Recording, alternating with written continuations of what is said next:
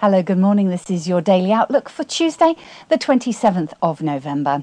The euro is rising across the board as the Eurogroup meeting reached an agreement on Greece. The eurozone finance ministers consented after 13 hours of negotiations to lower the interest rates on bilateral loans to the debt-ridden nation, while interest payments due to the European Financial Stability Fund will be postponed by 10 years.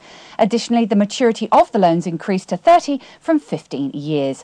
On this news, the euro recorded a monthly high at 130.08 versus the US dollar overnight.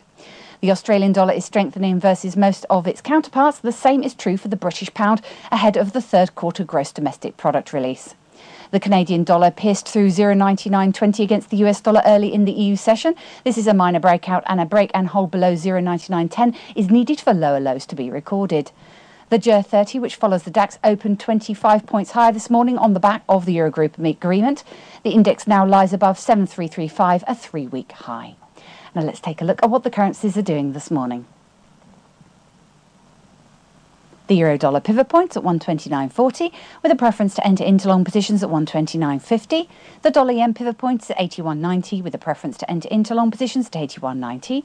The Aussie dollar pivot points at 104.54 with a preference to enter into long positions at 104.54.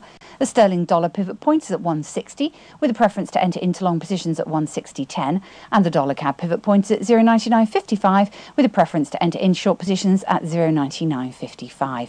Looking at commodities and indices. The oil pivot points at 87.40 with a preference to enter into long positions at 87.40.